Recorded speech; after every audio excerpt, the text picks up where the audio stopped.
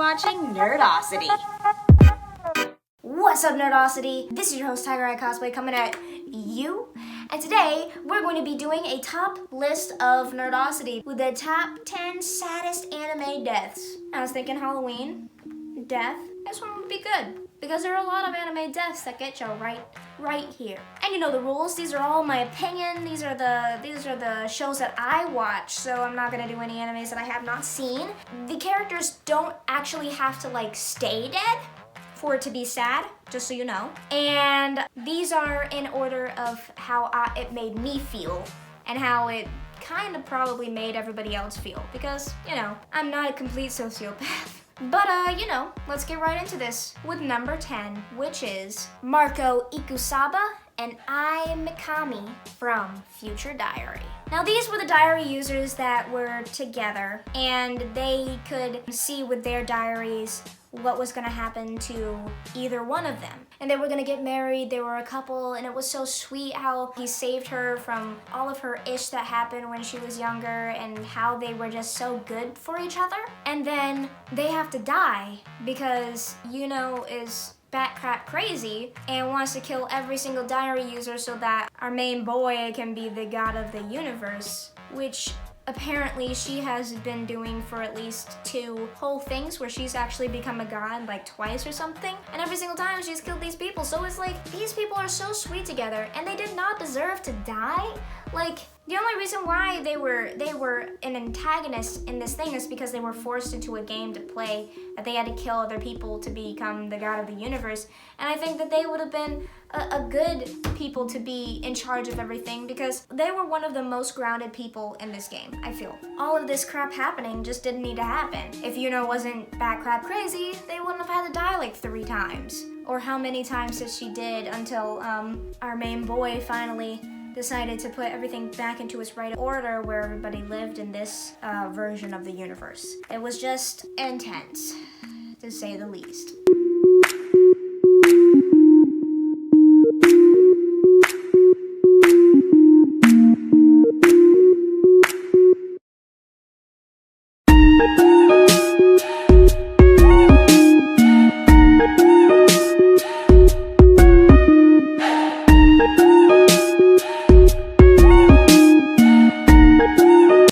Number 9, which is Nevin from Ancient Magus Bride. Now, Nevin was the oldest dragon in the land of dragons, where Chisei gets kidnapped by the dude on the dragon and then brought here, and she gets to learn about the dragons and everything that happened, and how she was going to get a staff or a wand for her magic abilities. And we meet this dragon who is so wise and ancient and nice and sweet and so cute that you just wanted to hug him and pinch him. And with his last dying breaths, gives Chisei a chance to fly and give her more wisdom and make her feel more at home with Elias and more in tune with her emotions and being able to get over certain things that she has gone through. And then he dies. He's brought back into the earth, made into a huge tree, and tells her that he wants one of his branches to be the wood that she uses for her staff or her wand for her magic powers, so that she can cast spells and stuff. He was just so amazing that you got to see him and fall in love with him in this episode, and then he goes and dies. Oh, it got me right here. It just hurt so bad.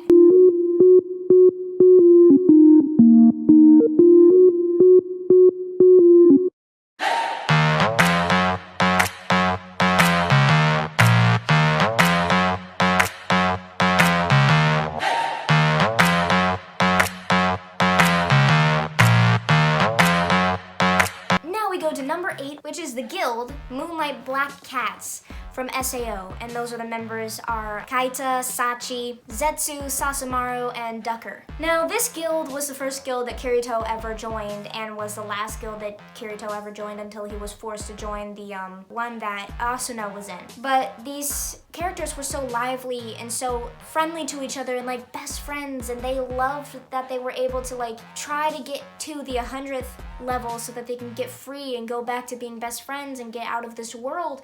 And they were just so sweet, and they welcomed Kirito and with open arms into their group, and they were just so happy happy and so free, and I loved these characters. They were so sweet, and I just fell in love with them for the couple of episodes that we got to see them. But then they get it into their head when the leader Kaita decided to go off and buy an actual house, an actual place for them to have their guild be located, which wasn't temporary anymore, like an actual place to do it. And the rest of the members decide to take Kirito into a high-level dungeon to get the treasure at the end. And even though Kirito constantly tells them not to, they don't believe him because they think that he's the level as they are, but he's actually much higher level. And then they go into this place, get into a situation where a bunch of enemies pop up out of nowhere, and they completely decimate the party.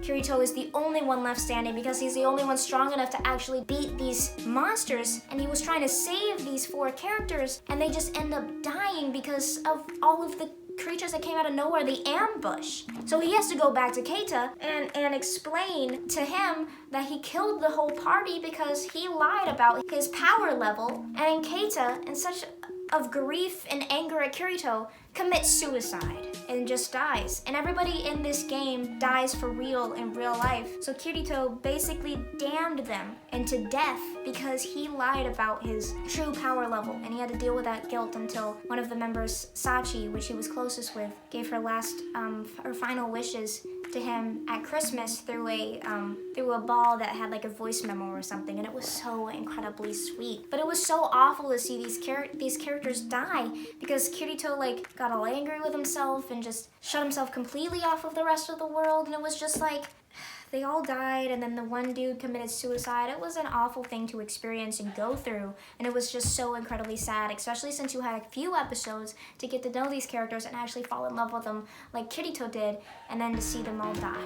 Like, they were kids too, because this game took all of so many lives, and these kids weren't going to be able to grow up anymore because they decided that they wanted to play this game.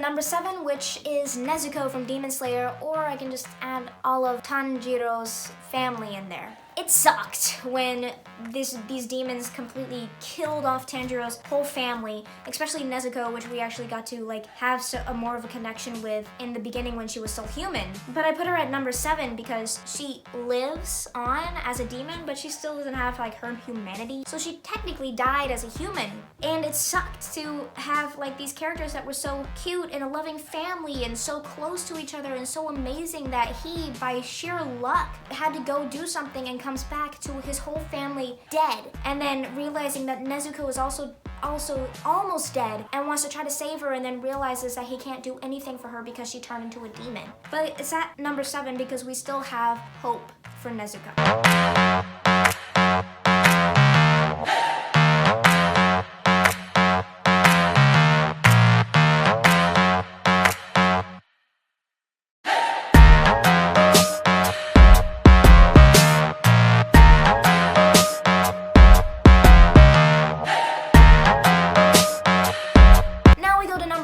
Which I couldn't decide between these two. Like, I just could not decide. So I'm putting them together as number 6, which is Regan Arataka from Mob Psycho 100 and Iori Nagase from Kokoro Connect. Now, these two characters didn't fully die. They came back to life, and they never died in the first place, but we were led to believe that they died, which I say goes for this top 10 list, because I did say that if they came back, they would be fine. But Regan Arataka was Mob's mentor in Mob Psycho 100, and he was so sweet and loving, and even though he was like a con artist, I still felt for the dude because he was actually a good guy, and you could see that in a couple of episodes. Like, he still cared deeply for Mob. He was just going about it in the wrong way. So we can understand he doesn't have children, so he doesn't really know how to deal with people, and it's a comedy series, dark comedy series.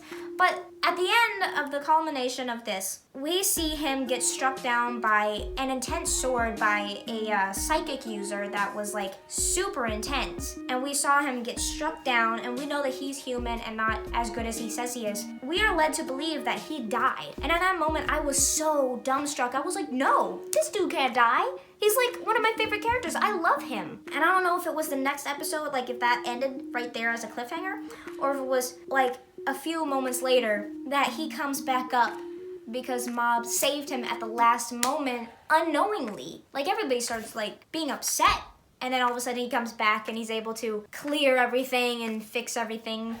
But for those split moments, I was so upset because I loved this character.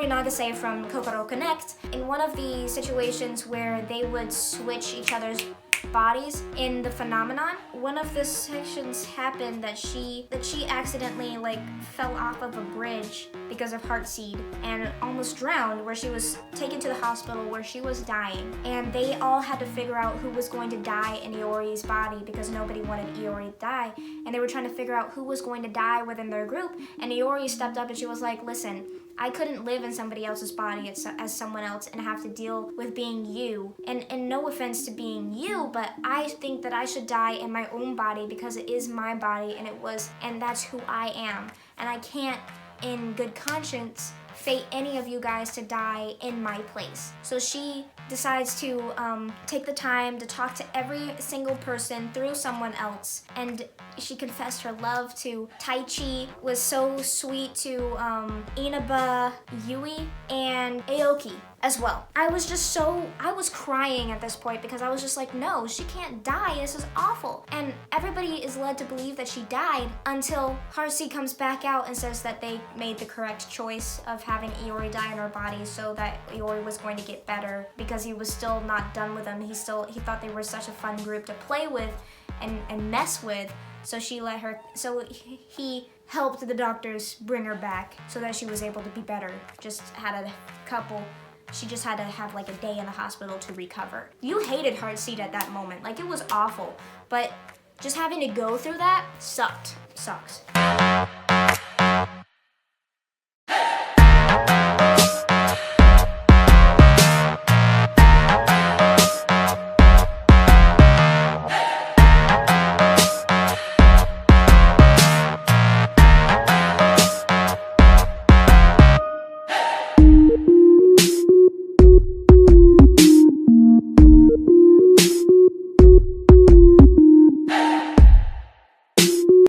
Number 5, make sure you guys like, comment, and subscribe because that keeps me feeling all fluffy inside. So thank you guys so much, and let's get on to number 5. Now we go to number 5, which is Chiyuki from Death Parade. Now Death Parade was also awesome, but we spent this whole entire anime series getting to know Chiyuki and falling in love with her and wanting her to be with Decim, and like going through all of this, learning her lore, learning her backstory, and learning who she was as a person, and just falling in love with who she was as a person, just to get to the end where she is fated to die because she already had. And we never knew that she already had died. But then she was sent to finally move on, and she moved on well. She went to the good move on place where she could be reincarnated, but it sucked that someone was struck down in her prime because of depression and because of losing her ability to skate like she loved to. I think she ended up killing herself, which then she regretted fully at the end after seeing that her parents and her friends and her family were just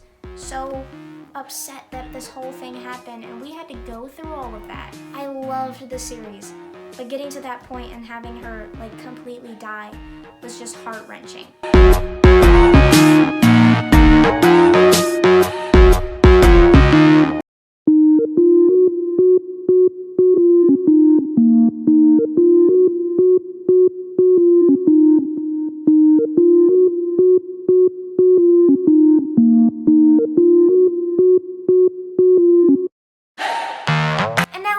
To number 4, which is Kakeru Naruse from Orange. Now Kakeru was this dude that had depression, severe depression, because his mom died and because he just had depression. Like, people, it ails people. It hurt me it still does. And he wasn't able to deal with it, and because his friends couldn't understand what he was going through and didn't see it, he ended up committing suicide and dying. The people who got the letters from themselves like 20 years later weren't doing the right things. Weren't doing the right things to keep him safe, and end up killing him because something is wrong. He ends up dying. He ends up committing suicide. He almost committed suicide at the end until everybody finally proved to him that he was worth something.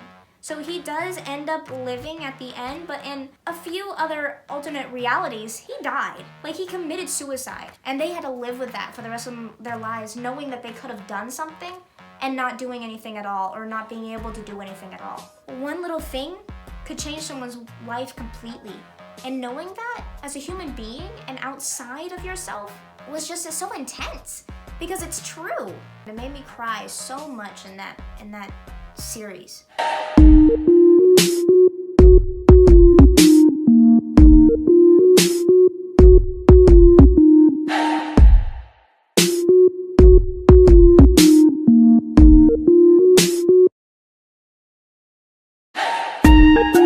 Now we go to number 3, which is Sachiko Fujinuma from Erased. Now Sachiko was Satoru's mother in Erased, where she ended up dying in the first episode because someone is trying to cover their tracks of a couple of child murders that he did way back when, and she catches on to it, and then he stabs her and she dies painfully on the floor of Satoru's apartment. He comes home, finds her, and it's just awful because we loved this character because she was so lively and so sarcastic and witty, and they had a nice relationship that we could laugh and feel joy at. And then she ends up dying. We end up seeing her die a couple of times in the episode, and then so many times where he's trying to change the past and change what happened just to save her. So we have to continually go back in time, see that she's still dead, and see the blood and everything like that. And it's just awful to go through that and knowing that every moment that he does something wrong, she is dying. Same with Kaio.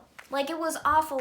Sachiko Fujinuma and Kaio both are the same for me in this moment, because we had to continually go back and forth of her dying because Satoru just missed something or couldn't get something right, where they both just die a lot. And it's awful to see that because we love both of them so incredibly much. So I guess both of them are the same for me, Sachiko and Kaio.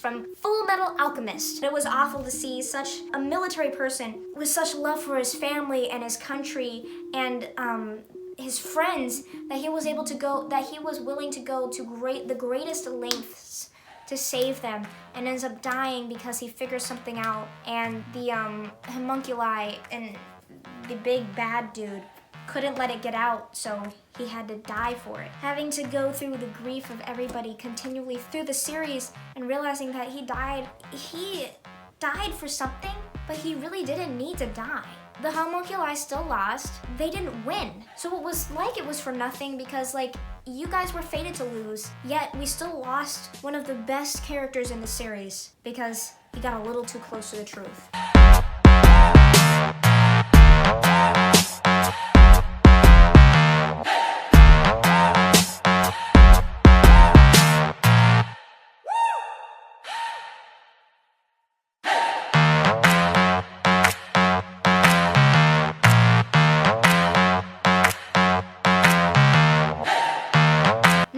Last but not least, we go on to number 1, which is Kaori Maizano from Your Lie in April. Now this was awful because we went through the whole entire series loving this character because she was so lively and she wanted to help our main boy get over himself and his traumas to bring back to the world like his great gift of being able to play piano. And she was an amazing violinist, and they were gonna go on, and they both loved each other so much.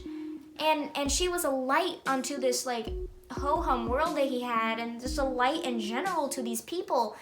And we see that she's sick a lot, and she was going into this operation that could cure her or kill her, and she was so brave to do that and ends up dying because of it. And it was so awful and heartbreaking because we loved her so much, and she ends up dying, and we're just dumbstruck because she was the least deserving to die ever, because she was so sweet, she was so pure. And the only reason why she lied to the main boy saying that she liked the other dude was because she didn't want him feeling so bad when she had to go. One of the best all-around anime characters ever. And she had to die just because she was born with disease. And it was just awful to see that and awful to go through it because she was so amazing. And I don't think I'll ever be over her death.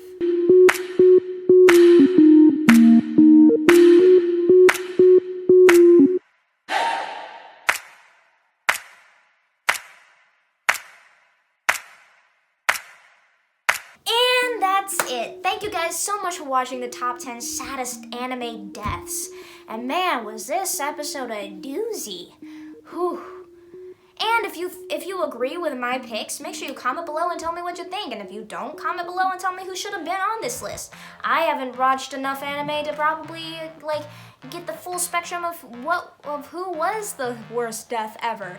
And if you like this video, make sure to give it a big thumbs up because that keeps me being able to do more things for you guys. And make sure you share with your friends because I make new videos every Wednesday and Friday. But for this whole month of October, Nerdtober, I'm making a video every single day, so make sure you share this with your friends because I'm sure they will want to know. And make sure you subscribe, because if you subscribe, you'll make me feel all good inside. So thanks. So thank you so much for watching. You've been watching Nerdosity, and I will see you tomorrow.